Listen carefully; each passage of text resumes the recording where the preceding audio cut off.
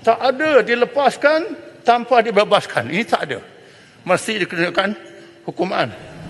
Jadi apa hukum orang yang melepaskan, membenarkan DNAA? Here I come. Oh, here I come. Llama para Sevilla. Llama a Sevilla que traigo país.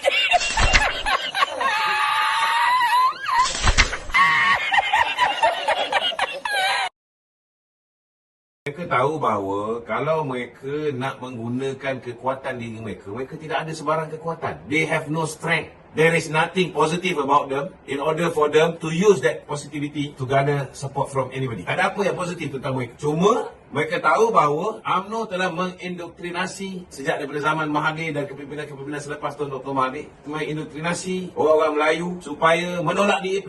Jadi satu-satunya cara dia boleh dapat sokongan free of charge ialah to ride on ahli-ahli UMNO yang masih lagi tak boleh move on. Bila mana akhirnya UMNO terpaksa bekerjasama dengan Pakatan Harapan yang dalamnya ada DAP.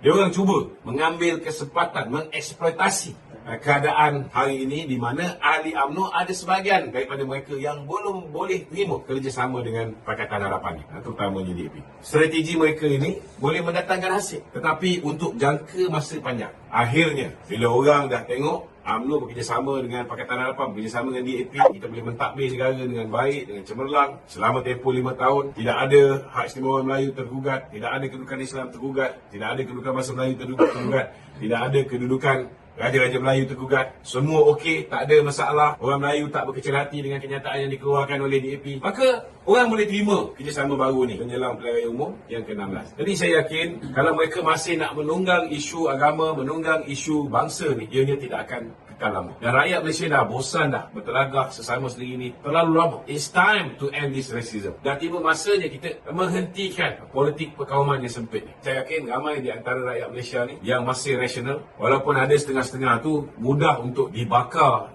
semangat mereka dengan api perkauman, tetapi masih ramai rakyat Malaysia yang rasional. Sementara waktu memang PAS dan Bersatu boleh enjoy apa yang mereka dapat secara percuma daripada penyokong-penyokong UMNO yang masih belum terima kerjasama ni. Tetapi in long run, they will go nowhere. Tak boleh pergi mana-mana. Ini realiti. Tidak balas kita. Apa yang kita boleh buat sekarang ni, kita kena yakinkan ahli kita bahawa apa yang berlaku hari ini, kalau kita tengok sebelum pilihan raya umum yang ke-15, Datuk Seri Zahid sendiri telah menyatakan bahawa kita nak berhadapan dengan pilihan raya umum ke-15 secara solo. And we have done that. Kita dah tunaikan janji. Tidak ada kerjasama dengan Bersatu, dengan Anwar, dengan DAP sebelum pilihan raya umum ke-15. Kita minta rakyat betulkan kesilapan 2018 dan kembalikan mandat kepada Barisan Nasional untuk memerintah dalam pilihan raya November 2022. Tapi malangnya rakyat memilih untuk tidak memberikan mandat semula kepada UMNO, tak memberikan mandat kepada Bersatu dan Perikatan Nasional, tak memberikan mandat juga kepada Pakatan Harapan. Akhirnya Parlimen tergantung, tidak ada pemenang, tidak ada kerajaan, tidak ada pembangkang. Ini yang memaksa ke bawah duli tuanku menitahkan supaya Perikatan Nasional bekerjasama dengan Pakatan Harapan. Tetapi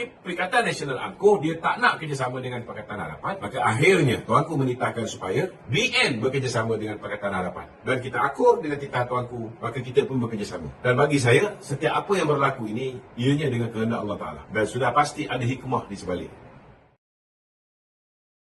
Kalau nak kira liability, saya nak beritahulah setiap parti ada kelemahan dia. Bila kita dah ambil keputusan untuk bersama, kita letak tepi segala bentuk kelemahan musuh kita yang hari ini sudah menjadi kawan. Jangan lupa, kawan baru kita ni juga macam-macam janji sebelum ni. Sekarang semua janji-janji ni kita kena hadap dan kita kena bantu untuk memperjelaskan. Kawan-kawan kita juga pernah melakukan pendakwaan terpilih ketika mereka berada bersama dengan Tun Dr. Mahathir. Walaupun mereka tidak terlibat, tetapi mereka berada di dalam kerajaan yang dipimpin oleh Tun Dr. Mahathir. Hari ini kita kena telan bulat-bulat. Kita kena terima dan kita kena redha bahawa itu adalah benda yang lepas. Kita buka buku baru. Sama juga, selama hari ini kawan-kawan kita juga mengatakan bahawa kita ni parti yang korup, salah guna kuasa dan ramai orang percaya bulat-bulat. Kita kena beranggapan bahawa benda tu tak pernah pun mereka keluarkan. Dan kita tak pernah mengungkit minta mereka minta maaf dan sebagainya. Kerana kalau kita mula start minta mereka minta maaf, mereka juga akan minta kita minta maaf di atas kenyataan-kenyataan yang kita pernah keluar terhadap mereka.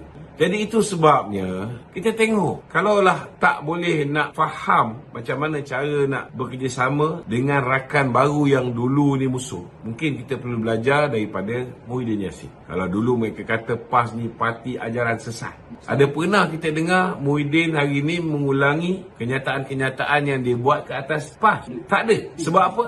Sebab bila mereka dah bersama dengan musuh tradisi mereka, mereka buang ke tepi segala titik perbezaan dan mereka cari titik persamaan. So the good qualities kita follow lah. Yang the bad qualities kita letak tepi. Jangan macam Syed Saddiq dah duduk dalam kerajaan perpaduan, tetapi bila tak dapat jadi menteri, bila tak dipanggil dalam majlis presiden, otak dia jadi bergelora, jiwa tak tenang, duk mengharapkan kes dia pun dapat dilepaskan, sehingga hari ni tak dilepaskan lagi. Maka kerja dia menembak kawan sendiri.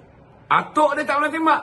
Musuh dia yang terang-terang, Muhyiddin Yassin, dia tak pernah tembak. Haji Hadi dia tak pernah tembak. Yang kerja dia tembak PMX, Zahid. PMX, Zahid. PMX, Zahid.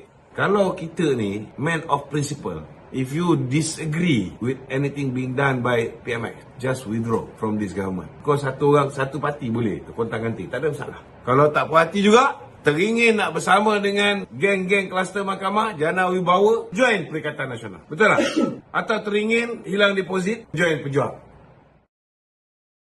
Rakyat ni kena cerdik lah, kena tahu kenapa kes tu gugur. Kes tu gugur kerana berlakunya kebocoran. Bukti yang nyata, yang tak boleh disangkal bahawa kes itu tak sepatutnya didakwa in the first place. Dan kemudian berlakunya pengakuan oleh orang yang melakukan pendakwaan terpilih itu sendiri, iaitu Tommy Thomas. Apa buktinya? Bacalah buku Justice in Wilderness. Ada otak pakai, baca. Kalau malas baca, kau boleh join dengan Mahathir Mohamad. Melayu pun malas, dia kata. Ketiga, kalau malas baca, baca laporan yang dibuat oleh pasukan petugas khas. 3 evidence yang nyata yang menjelaskan dengan sejelas-jelasnya bahawa memang berlaku pendakwaan terpilih berniat jahat. Apatah lagi kalau kita tengok di awal mukadimah daripada 11 sebab kenapa pendakwa raya menggugurkan kes ni. Perkara pertama sekali ialah tentang 15 orang saksi yang dah dipanggil. Apa kenyataan-kenyataan yang dibuat oleh saksi pihak pendakwaan? 1 sen pun tak digunakan duit Yayasan Akal Budi untuk tujuan kebajikan. Tak gila dia. Memang betul ada prima facie. Tetapi prima facie ni maksudnya apa? Setelah pihak pembelaan membawa saksi-saksi pihak pembelaan, didapati ada asas untuk Datuk Zahid OKT membela diri. Ada asas selepas dengar sebelah pihak, ada asas untuk hakim nak dengar pihak yang kedua yang dituduh untuk membela diri. Setelah pihak kedua membela diri, satu persatu bukti dikeluarkan. Hakim Colin Quera dibawa pergi ke tempat, kononnya 2 buah banglo ni dibeli untuk kediaman Datuk Seri Zahid. Rumah Datuk Zahid tu punya besar. Dia ni corporate businessman besar. Berapa banyak public listed company dia pegang dulu. Dia belum jadi ahli parlimen pun. Dia dah kaya raya. Dan Hakim Colin sendiri dah tengok. Satu banglo yang dulunya masjid Surau An-Nur kan. Surau tu hari ni dah dikonvert, Datuk Seri Zahid beli.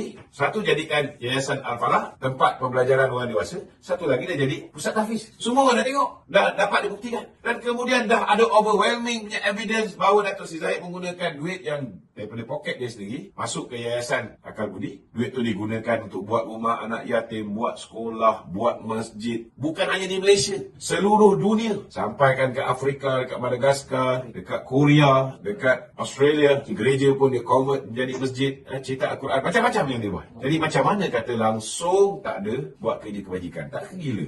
So, atas dasar tu pun menyebabkan Hakim Colin bila diminta oleh pihak pendakwaan untuk memberhentikan, bukan buang kes tau. Kena faham Memberhentikan pendakwaan, discharge not amounting to acquittal. Maknanya dilepaskan tapi tidak dibebaskan. Dalam arti kata lain, setelah diteliti representasi Datuk Seri Zahid, memang ada asas. Kenapa dia kata ada asas? Datuk Zahid kata dia berhadapan dengan pendakwa terpilih. Kalau dah ada bukti yang terlalu banyak, yang tak boleh nak lari dah. Memang betul. Ada bukti berlakunya pendakwaan terpilih. Maka kita bagi pulangkan balik pada pihak SPRM untuk disiasat. Betul tak ini pendakwaan terpilih? Betul tak apa bukti-bukti baru yang dikemukakan oleh Datuk Zahid? So, rakyat kena cerdik lah. Jangan main jolok saja apa yang Perikatan Nasional ni bagi sumbat dalam mulut. Hadirin dan sekalian, ini yang kita cuba tunjukkan, iaitu kestabilan politik. Bila ada kestabilan, baru pelabur asing mula nak datang. Barulah bertambah pelabur-pelabur asing itu tiap bulan. Jadi kestabilan ni cukup penting. Kita tak boleh. Kita nak wujudkan kerajaan, kita syok dengan ideologi kita, semangat kita, tapi tak membangun pun tak apa. Kita tidak mahu, hadirin sekalian, macam rakan-rakan kita di Kelantan, mereka kata, kami tak apa. air keroh tak apa, tak ada pembangunan pun tak apa, asalkan Islam terjamin. Kita tak tahu apa yang terjamin, apa yang rosaknya Islam di bawah kerajaan perpaduan ini. Semalam, Presiden PAS tembak mengatakan bahawa mereka meninggalkan dulu ni Pakatan Rakyat kerana DAP tolak hudud. Saya tak jawab malam ni, saya akan jawab malam besok di Simpang Jeram. Saya akan jawab malam besok. Bagaimana seorang Presiden PAS membuat pembohongan kepada rakyat jelata. Aku bukan orang kecil, aku bekas timbalan Presiden PAS. Jangan tipu rakyat di atas pihak kamu itu. No! No more! Saya akan jawab satu persatu. Bohong malam besok di Simpang Jeram di sana.